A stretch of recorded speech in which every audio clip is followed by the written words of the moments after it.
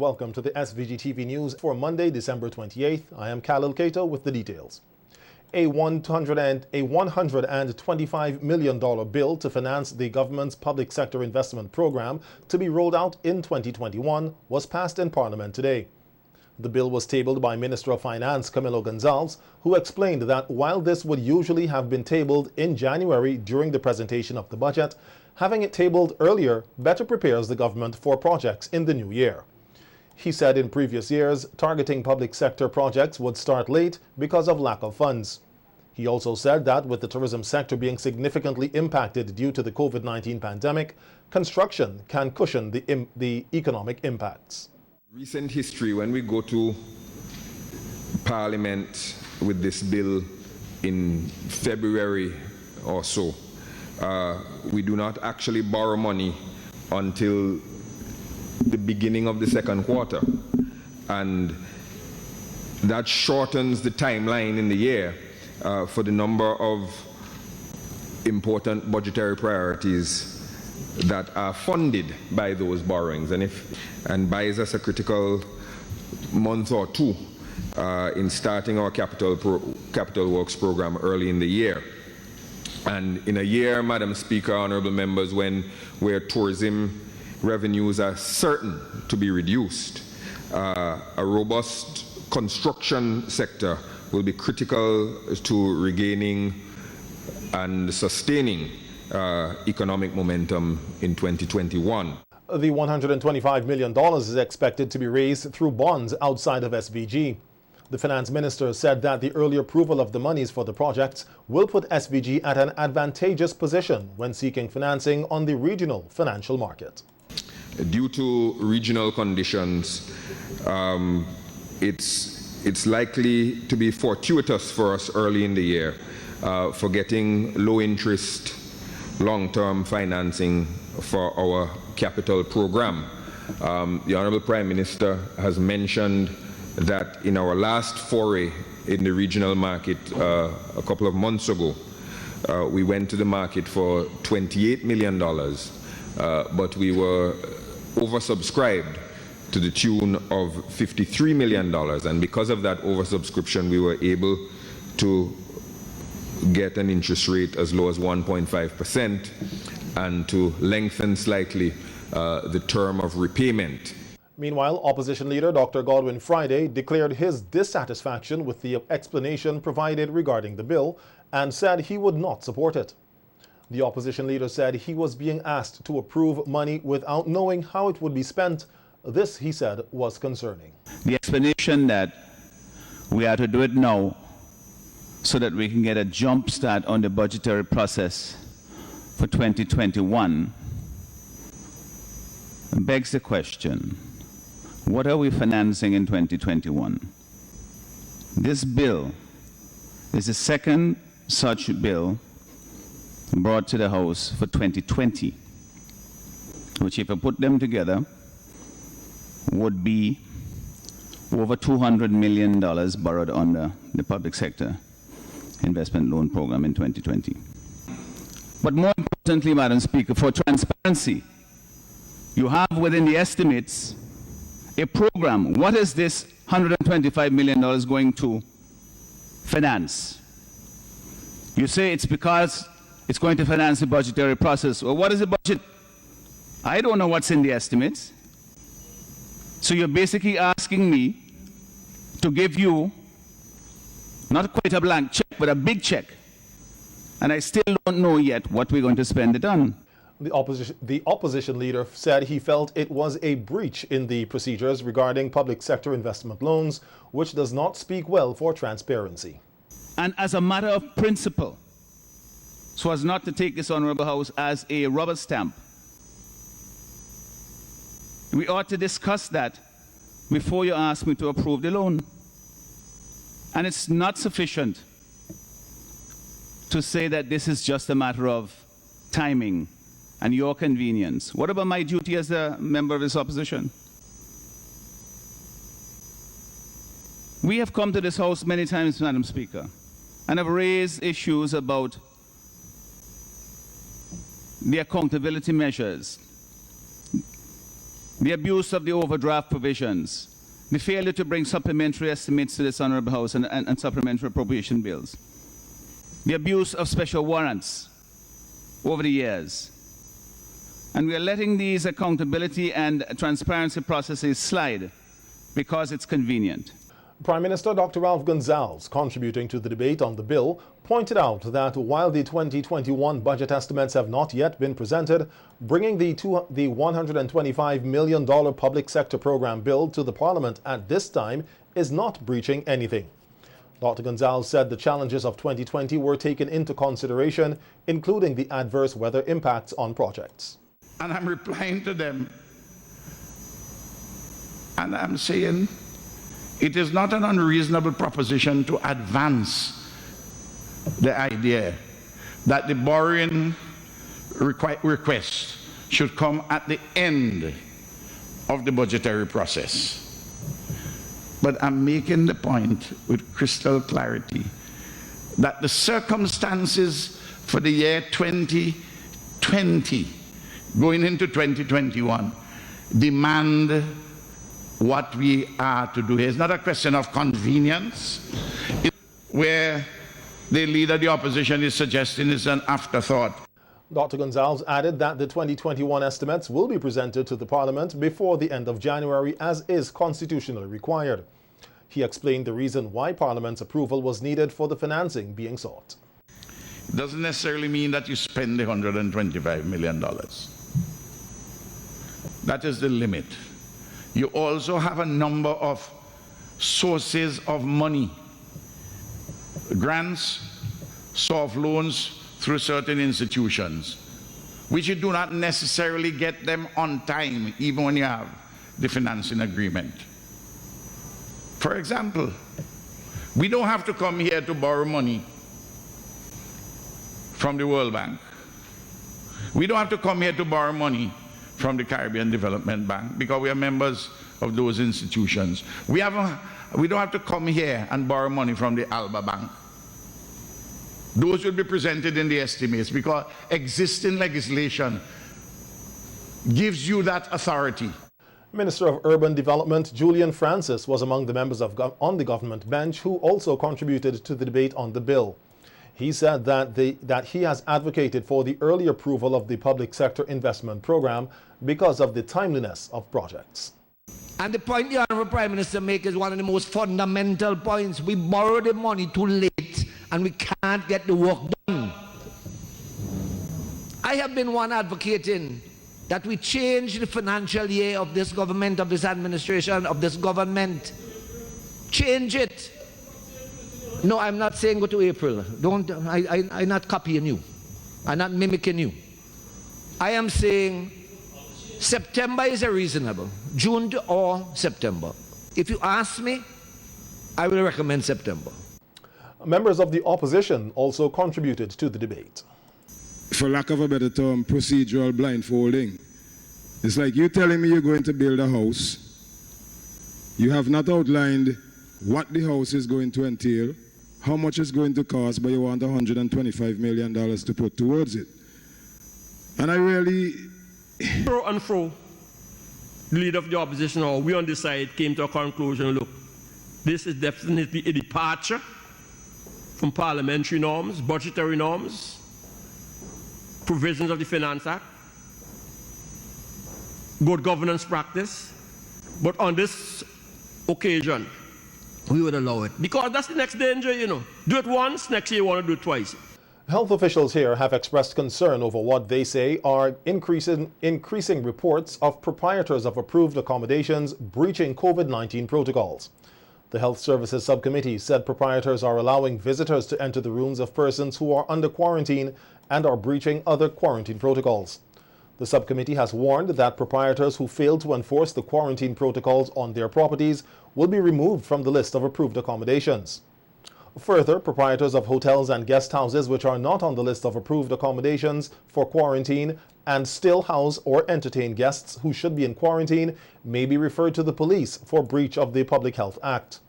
The public is also reminded that the penalty for breaking quarantine is $2,000 EC for each day that the quarantine is breached. The ministry pointed out in a release that the recent increase in the number of reports of non-compliance with home quarantine re-emphasizes the critical need for the new protocols for travelers to St. Vincent and the Grenadines, which became effective on December 23rd.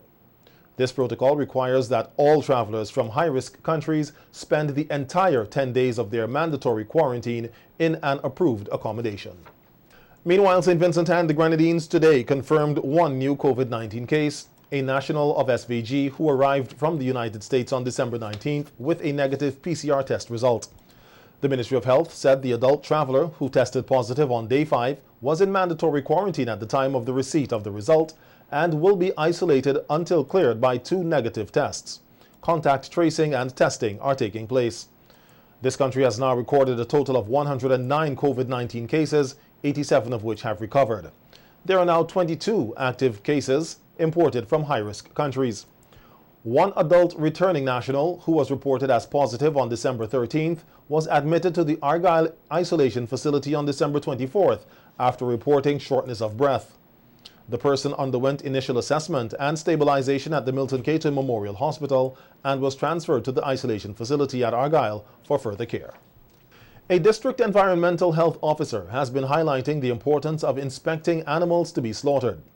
Ralph Williams, the district environmental health officer for East Kingstown, said on radio this morning that there are certain guidelines to be followed when animals are being slaughtered for sale. Williams, who was speaking on the importance of inspecting meat and food supplies on NBC's face-to-face program, explained that there can be complications which can cause meat to become contaminated. It will involve transportation and everything and presenting the dressed carcass for sale. It's important because there's a lot of complication in regards to disease, because a lot of the animals carry disease that we don't want to affecting persons during the consumption of the meat. Right. And then the meat could be contaminated also. Depends on how it is done, how it is slaughtered, and how it is dressed, the carcass is dressed. It's important. So you could have a contaminated meat. Williams also said that butchers should take a lot of things into consideration, including ensuring the animals are regularly checked by a veterinarian. Is one that it's important that the animal be inspected before slaughter. You must keep tab in terms of make sure that you take the animal to the vet. You know, for the usual deworming and get the veterinarian to be involved in the whole health of the animal, because it's important. If you slaughter a sick animal, then really truly meat would be tainted. Right. So the animal also must be rested before slaughter, at least 36 hours rested and before slaughter. And that's of course without food. Yeah, without food. It's more like a portion, because you don't want too many food in the intestine and those part of the animal. You want the animal to be rested. It's best that the animal rest before slaughter. The environmental health officer has also encouraged persons who will be slaughtering animals for the New Year's holiday to contact the Environmental Health Department before they do so at telephone number 456-1991. Most of the butchers and persons who have animals are acquainted with the environmental health officer in their district. So they have a relationship that they could call the officer. They could call the officer and tell him. But we are advising them to call. Don't call the set day. You could call 2 days before. Give him some time. So you could give him time so that he could have a proper arrangement. Proper arrangement so that you don't have any hiccups, any meat staying in the open air without any proper protection for undue hours. So that is it. You contact the department. Even if you don't see the officer, you could contact the department by using the number 4561 991, 4561991, and you explain the area, the time you want it, the animal will be killed. The Royal St. Vincent and the Grenadines Police Force will recognize outstanding police officers and retirees for 2020 at their annual awards dinner and retirement ceremony to be held tomorrow at the Russell's Auditorium. A release from the police said that awards will be presented to the most outstanding officers at police stations, sections, units and departments, as well as to the most outstanding divisional officer. In the area of customer service, awards will be presented in the categories of Best Station, Best Section, Best Unit, and Best Department. Additionally, there will be the Commissioner of Police Award for bravery, as well as other special awards for Sportsman and Sportswoman of the Year, Most Outstanding in Academics, and Policeman and Policewoman of the Year. Proprietors of business houses will also be recognized for their contribution to the Royal St. Vincent and the Grenadines Police Force. The dinner and award ceremony will be held under the theme, The Catalyst to Success, Hard Work, Perseverance, and Dedication. The National Nine Mornings Committee has expressed satisfaction with this year's festival and described it as a success despite the challenges posed by the COVID-19 pandemic. Chairman Orandi Bomani Charles told SVG-TV News that they will be meeting to analyze the entire festival. He said there is much for which to be grateful and noted that it all happened because of the people who supported the various activities. To express my thanks to all of the communities that participated. We are pleased with the level of participation this year, although it was a very challenging year. Communities really stepped up and really delivered a fantastic showing of lights, Christmas spirit, and community engagement, and we're really, really happy about that. And the festival, I think, by all accounts, was successful under trying circumstances. The committee has already announced the winners. However, a date for the prize-giving ceremony has not yet been finalized. More than 40 communities participated in the 2029 Mornings activities, including the community light-up. Meanwhile, the 9 nights activities at the Botanical Gardens have been extended until December 31st. Charles said while there would be no entertainment, this would give families the opportunity to visit another venue to experience the ambience with their loved ones. Over the years, persons would have been calling for an extension. We would have had persons who might have been in quarantine, who may have missed the 9 nights, and there are other persons who enjoyed so much that they would like to go back with their families, and so the committee thought it wise to grant an extension to accommodate and facilitate visitors who would have missed the experience during the Christmas season. Queen Elizabeth II has referred to Christmas 2020 as a different Christmas for many around the world due to the COVID-19 pandemic. In her Christmas Day message, the Queen said that the sharing of love is sometimes more important than the sharing of gifts, noting that Christmas is celebrated because of the birth of Jesus Christ. Of course, for many, this time of year will be tinged with sadness, some mourning the loss of those dear to them, and others missing friends and family members distanced for safety, when all they'd really want for Christmas is a simple hug or a squeeze of the hand. If you are among them, you are not alone. And let me assure you of my thoughts and prayers. The Queen, who heads the Commonwealth, of which SVG is a member, said despite the pandemic, work was done in the Commonwealth, which should be remembered. Remarkably, a year that has necessarily kept people apart has in many ways brought us closer. Across the Commonwealth, my family and I have been inspired by stories of people volunteering in their communities, helping those in need.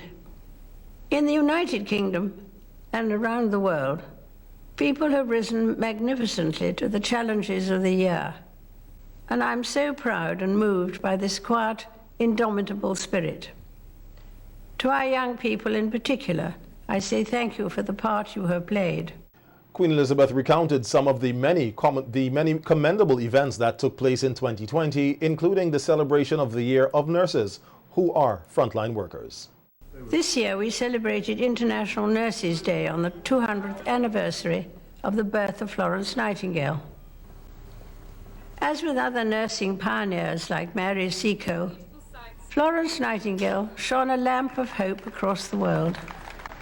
Today, our frontline services still shine that lamp for us, supported by the amazing achievements of modern science, and we owe them a debt of gratitude.